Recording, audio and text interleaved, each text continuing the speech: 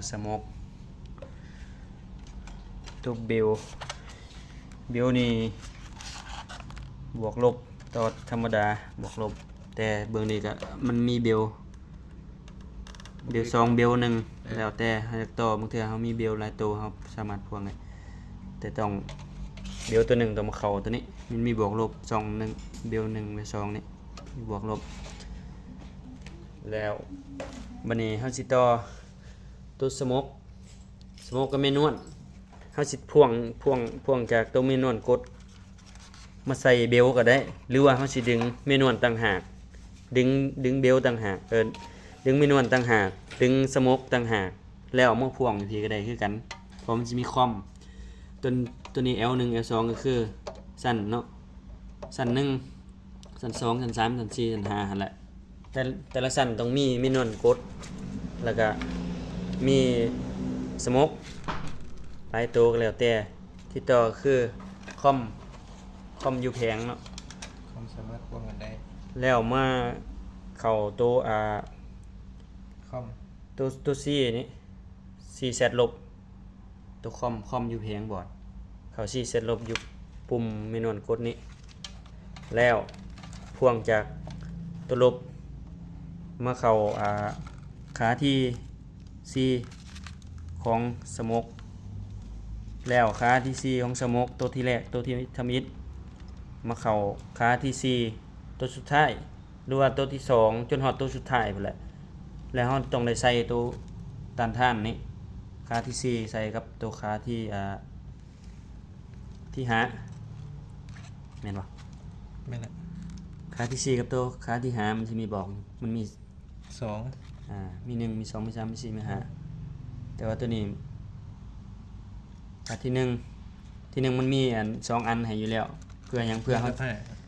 ฮาได้ใส่ตัวนี้เด้ถ้าแม่นเฮาพ่วงต่อไปเฮาก็ใส่ตัวนี้คือกันพ่วงในตัวที่2หั่นน่ะแล้วก็มาใส่กับขาที่4ตัวนี้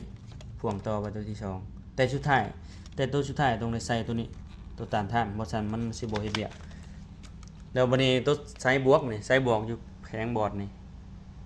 ใส่บวกเฮาใส่ L1 หั่นตัวบวก L1 ฮอด L5 นี่แม่นบวกเบิดของแต่ละชั้นเนาะแล้วมาเข้าตัวL Z บวกตัวนี้แล้วก็พ่วงออกมาใส่สโมกตัวที่มิด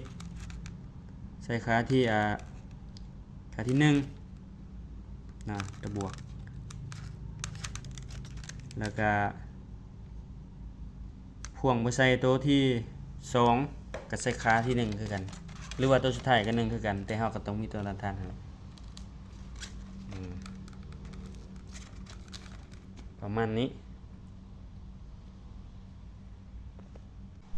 ตัวต่อไฟนี่มันเป็นไฟ DC AC เลยกระแสสลับใส่อย่างใดก็ได้แต่แนะนำให้ต้องสายใหญ่ตัวนี้นะเบิดเท่านั้นแหละหรือว่าตัวนี้เฮาดึงแยกก็ได้เฮาดึงสมมุติว่ากรณีผู้ใดดึงสายเนาะสั้น1บ่ดึงแต่เส้น1หั่นน่ะเฮาสามารถพ่วงแบบนี้ได้ถ้าแม่นเฮาดึง2เส้นก็แยกเมนวลต่างหากแล้วก็แยกสโมกต่างหากก็ได้คือกันแต่ว่าเฮาต้องมาเข้าขาเดียวกันสมมุติสั้น1สายสโมกตัวบวกสั้น1ก็มาเข้านี้สายเมนวลสั้น1ก็มาเข้านี้แต่ว่าตัวคอมก็ต้องเข้าคอมนี่เบิดแต่ละสั้นคอมของแต่ละสั้นนะสายลบของแต่ละสั้นต้องมาเข้าคอมตัวเดียวกันตัวนี้แม่นสวิตช์ไฟเข้าไฟ220ไฟบ้านเฮานี่แหละแต่ตัวนี้แม่นไฟแบตมันสิมีแบตบางเครื่องมันสิมีแบตเตอรี่มาให้บางเครื่องก็บ่มีไฟแบตเปิดออนเพื่อหยังให้มันสากก่อนแต่ว่าตัวนี้เฮาทดลองเฮาสิบ่ใส่ตัวนั้นมันสิเสื่อมของเพิ่นตัวนี้แม่นไฟเข้าตรงเลยใส่ไฟตรงเข้าไปมันสิเป็นหน้าจังซี่มันสิมีแต่ละโซน1 2 3 4 5หั่นแหละตามที่เขาเฮ็ดมาข้างในหั่นน่ะบัดนี้สมมุติว่าเราสิทดลองกดปุ่มเมนูนี่เนาะกดปึ๊บไฟแดงสิขึ้นอีกแล้วอยู่นะปัดตู้คอนโทรลมันก็สิขึ้นตัวนี้อีกหลังจากเฮากดมันสิประมาณ15นาทีมันจะ15วิจะดัง15วิ จังมันจังสิคำสั่งมาตัวนี้แต่ว่าเราบ่ได้ใส่อันนี้นี่พูดได้บัดนี้วิธีให้มันหยุดเราต้องมากดปุ่มรีเซ็ตนี่ก่อนบัดนึงเห็นบ่ตัวเบลมันสิหยุดแล้วปกติมันสิดังลิงๆเลยแต่ว่าเราบ่ได้เอาเข้าไปลักไล่ฮูกดนี่ปึ๊บตัวนี้มันยังโซ่อยู่โซ่ยันหยังเพราะว่า สิ่งสถานะ ตัวนี้เฮายังบ่เอาลงเด้นี่ต้องมาอันนี้ลงก่อนเห็นบ่บ่ซ้ำมันสิบ่เซาเรามากดตัวนี้ปึ๊บแล้วอีกเทิงจะต้องมากดอีกเด้มิดเรียบร้อยกดรีเซ็ตอีกบัดนึงเพื่อความชัวร์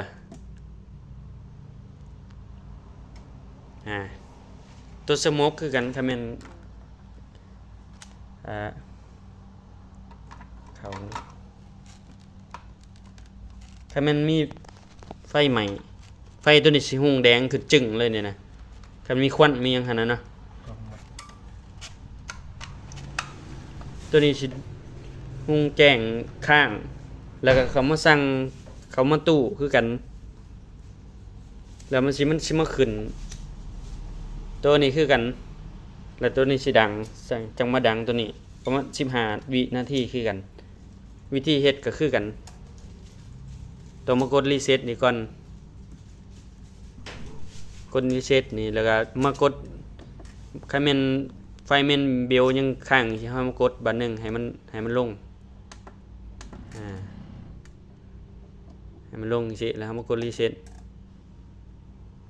แล้วมันสิหยุดแล้วมันก็สิมาปกติไฟเขียวขึ้นนี่เบิดเท่านั้น เมื่อกี้นี่ตัวนี้คือ